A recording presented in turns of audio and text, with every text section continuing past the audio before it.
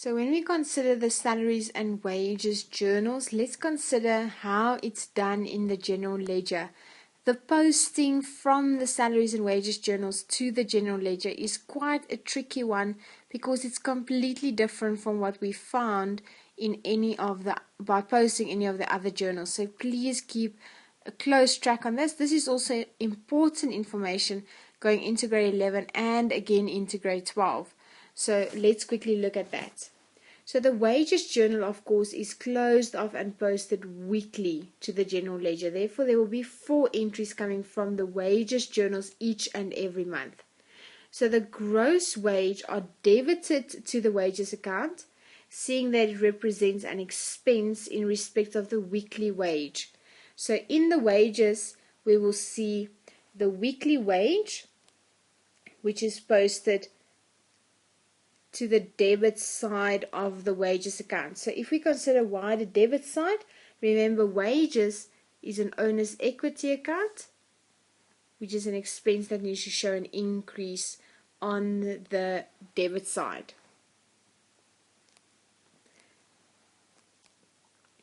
And I'll be coming back to these contributions now. Let's just go to the deductions shortly. All deductions, in other words, pension fund, unemployment insurance fund, SARS, pay as you earn, as well as creditors for wages, are all liabilities that are credited weekly, so the total amount due at the end of the month can be transferred to the specific institution. So what happens is we've just created a debit of 100 Rand. So this debit needs a credit. But of this 100 Rand, some will be paid to the contributions, to the deductions, so either the pension deduction, the medical deduction, the SARS deduction, and then some, whatever is left of this 100 after the deductions were paid, this will then be paid to the actual employee as his take-home salary. So this 100 Rand needs to be balanced out by the deductions as well as the amount that's going to go to the employee. So therefore I need to create credit accounts. So when I create a credit account, it means that I'm creating a liability. So of that 100 Rand on the debit side in wages, I will create a credit of 20 Rand in SARS pay as you earn. Then I will create a deduction of 20 Rand for pension. And then lastly, of this 100 Rand, because I've paid 20 Rand already to pay as you earn, I've paid 20 Rand to pension. Of this 100 Rand, I still need 60 Rand on the credit side somewhere. And that 60 Rand is then in the end what the employee will take home as his take-home salary. So therefore, I'm going to take that to the account that I'm going to create called creditors for wages. So creditors for wages, the same as SARS, is a liability.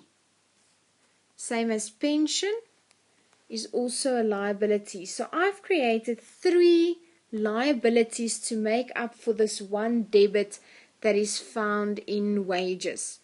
So therefore the 60 plus the 20 plus the 20 then equals to the 100 Rand which I have on the debit side in wages. And I will do that 4 times a month. So on the 7th, on the 14th, on the 21st, on the 28th, sundry accounts is my contra details because this refers to more than one contra being used. 100 Rand, 100 Rand, 100 Rand, 100 Rand.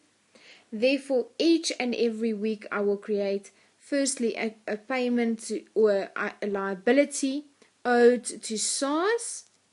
Secondly, a liability owed to pension. And thirdly, a liability owed to my employees as their take-home salary or otherwise known as their net salary. And I will do this 4 times a week. Then on top of that, let's go back and read this that I haven't read yet. When contributions are then made, by the employer, it means that the expenses regarding wage earners increases for the business for that specific expense, and I need to create that specific expense, in other words, pension fund contribution. So the same that I've just created an expense for wages. Now on top of this 100 Rand, I'm giving them, the employer is giving even more money towards the employees, and that is called a contribution. So a contribution is an extra expense. So I create an expense, owner's equity expense account, therefore debiting that amount to the expense. So on September, 40 Rand expense is going to be created on top of the 100 Rand that I'm already paying towards the employee.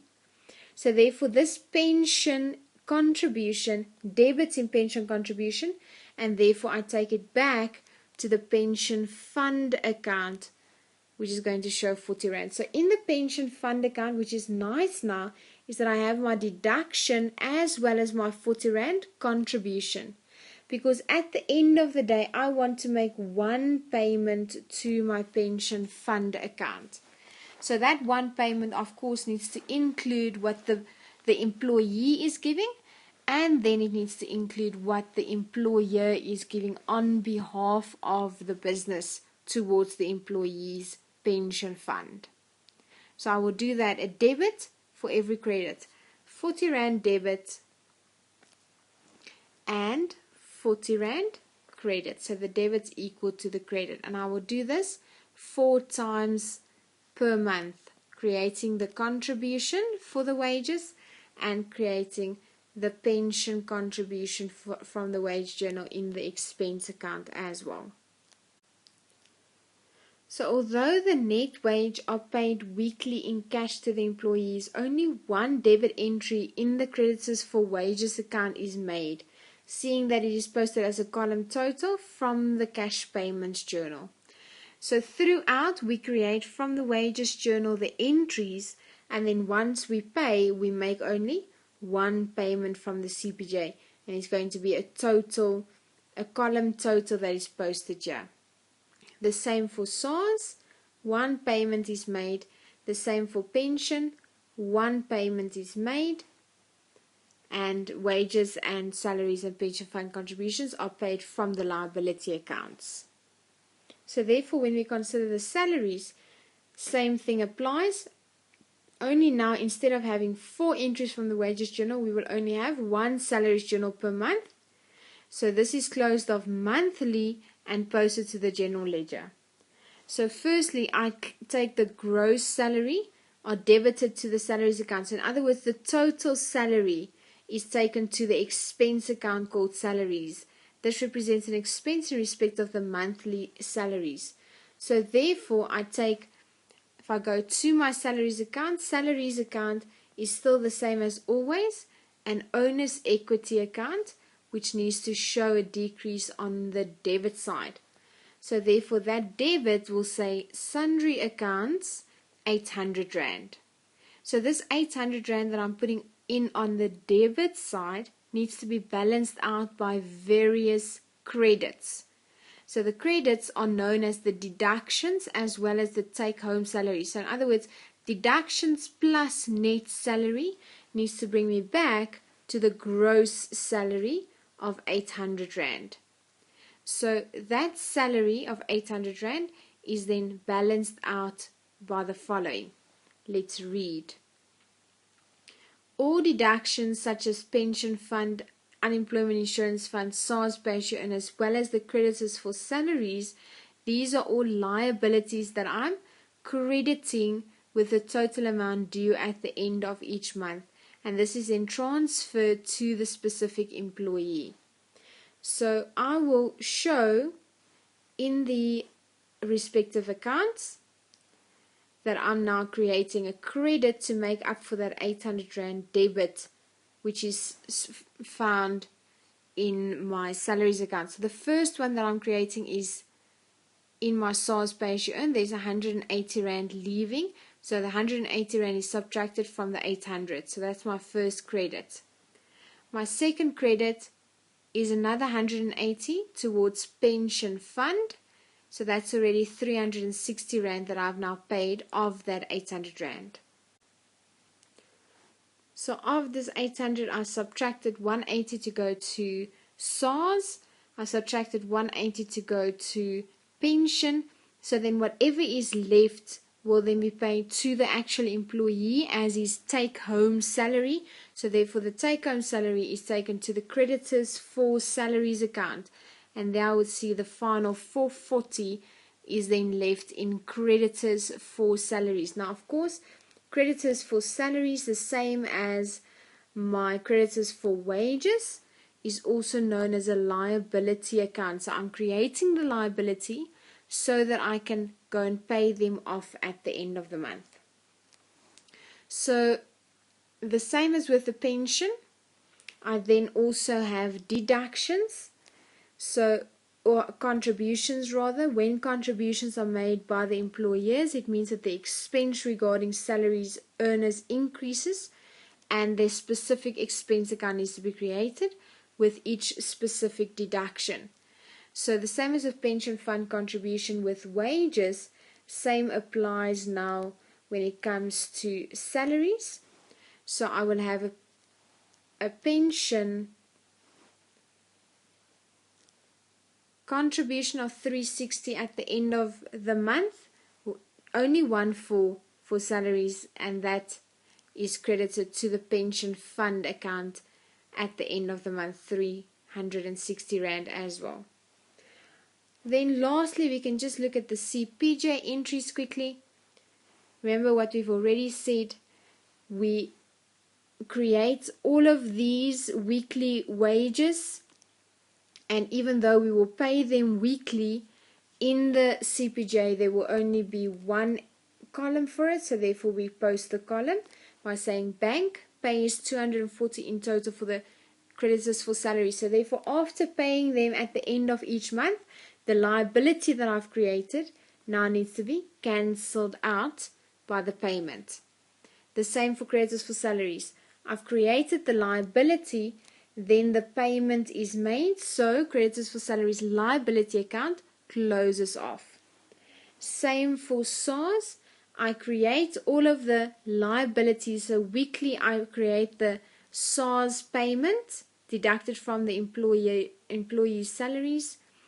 Then once a month the salaries, I add them up and I see I owe a total of 260. So therefore a payment is made at the end of the month of 260. Then the same thing for pension fund.